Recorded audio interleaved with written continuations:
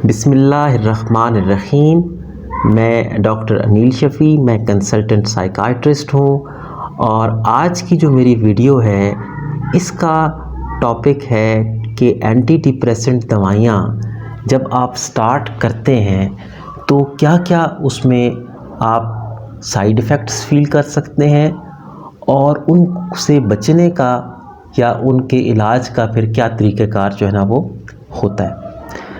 तो पहली बात तो मैं इसका आगाज़ इस बात से करना चाहूँगा कि अगर आपको डिप्रेशन है और आपके साइकाइट्रिस्ट ने तजवीज़ किया है कि आपको एंटी डिप्रेसेंट मेडिकेशन लेनी चाहिए, तो इस तज़ब्ज़ुब में ना रहें कि कोई नुकसान बड़ा ना हो जाए इनको यूज़ करने से, बल्कि उस केस में आपके लिए फ़ायदा बहुत ज़्यादा है इसमें और नुकसान का एहतमाल काफ़ी कम है। तो लेकिन अब जब भी हम किसी दवाई की बात करते हैं तो हर दवाई के अपने इफ़ेक्ट्स और साइड इफ़ेक्ट्स होते हैं। तो जो सबसे ज़्यादा कॉमन इसके साइड इफ़ेक्ट्स हैं एंटी डिप्रेसेंट दवाइयों के, वो अमूमन इलाज के जो स्टार्ट है उसके अंदर ही जो है ना वो इंसान महसूस कर सकता है। और वो जो मोस्ट कॉमन है वो कौन कौन से होते हैं? शुरू के दिनों में जब आप दवाई स्टार्ट करते हैं तो पहले चंद दिनों में इंसान थोड़ी सी मतली महसूस कर सकता है, इंसान बेचैनी में वक्ती तौर पर थोड़ा सा इजाफ़ा महसूस कर सकता है और नींद में कुछ लोग इजाफ़ा महसूस कर सकते हैं शुरू में कुछ दवाइयों से, और कुछ दवाइयों से नींद में कमी भी फ़ील कर सकते हैं। इसी तरह से सर में दर्द ये इंसान फ़ील कर सकता है और मैदे में थोड़ी सी तेज़ाबियत का बढ़ना। तो ये जो अलामात हैं ये कॉमनली इंसान फ़ील कर सकता है। ख़ुसूसन कुछ डिप्रेशन की अद्वियात ऐसी हैं जिनमें ये साइड इफ़ेक्ट्स थोड़े से ज़्यादा आते हैं। अब इनको कंट्रोल कैसे किया जाए, इनसे बचा कैसे जाए, उसके कुछ तरीके हैं।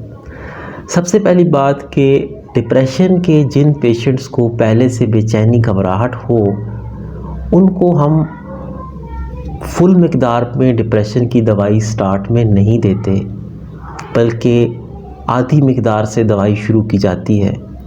और उसके पीछे हिकमत ये होती है कि आधी मिक़दार में इनिशियल साइड इफ़ेक्ट्स, जो शुरू के साइड इफ़ेक्ट्स हैं, वो बहुत थोड़े आते हैं और जिस्म को मौका मिल जाता है दवाई के साथ एडजस्ट करने का। फिर कुछ दिनों के बाद जब हम उसको डोज़ को बढ़ाते हैं तो मसला नहीं आता। तो इससे ये एक अच्छी टेक्निक है इन साइड इफ़ेक्ट्स को कम से कम रखने के लिए। दूसरी बात ये कि डिप्रेशन की जो अद्वियात हैं वो खाली पेट लेने से बिलअमूम गुरेज़ करना चाहिए, कुछ ना कुछ खाया पिया हो।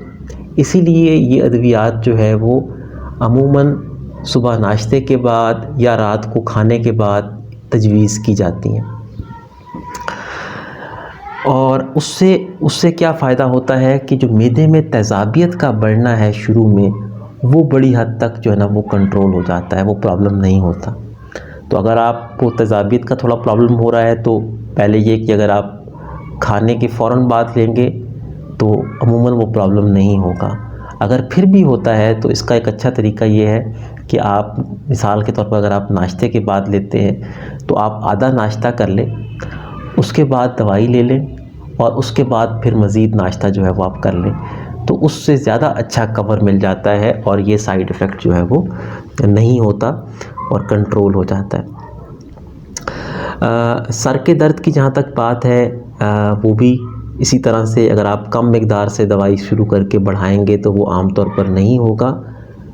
सर का दर्द और बेचैनी और घबराहट अगर जिन पेशेंट्स में थोड़े से ज़्यादा हों तो उन पेशेंट्स में हम सुकून वाली दवाई की थोड़ी सी मिक़दार दे देते हैं, उससे वो बड़ा इजीली जो है वो पार्ट कवर हो जाता है और फिर कुछ दिन से ज़्यादा हमें उसकी ज़रूरत नहीं पड़ती सुकून वाली दवाई की। फिर डिप्रेशन की मेन दवाई जो है वो हम कंटिन्यू कर सकते हैं। तो ये कुछ आसान से तरीके हैं। नींद का जो ज़्यादा आना है ये कुछ दवाइयों से होता है। तो अगर मिसाल के तौर पर पहली बात तो ये कि अगर आप ऐसा काम कर रहे हैं जिसमें आपको कंसंट्रेशन रिक्वायर्ड है और आप अफोर्ड नहीं कर सकते कि मुझे नींद आए, तो आप अपने साइकाइट्रिस्ट को बताएं ताकि वो दवाई तजवीज़ ही ऐसी करे जिसमें ये प्रॉब्लम्स हों ही ना। ऐसी बहुत सारी दवाइयाँ हैं जिसमें नींद नहीं बढ़ती। इसी तरह से अगर आपको नींद कम आती है तो फिर वो एंटी डिप्रेसेंट दवाइयाँ जिससे नींद आती हो वो तजवीज़ होनी चाहिए।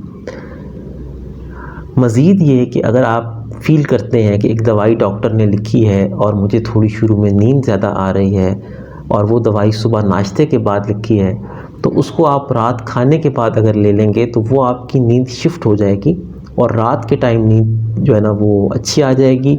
दिन के टाइम उतनी गनूदगी वगैरह फिर आप फील नहीं करेंगे। तो ये कुछ चीज़ें थी स्टार्टिंग में जो मैं आपको बताना चाह रहा था, और इसी तरह से हम आगे इन टॉपिक्स के बारे में मज़ीद बातें इंशाल्लाह वक्तन फ़वक्तन आपसे करते रहेंगे। आप लोगों से हमारी यही गुजारिश है कि अगर वीडियो आपको अच्छी लगे तो लाइक ज़रूर करें और चैनल को सब्सक्राइब ज़रूर करें। Thank you.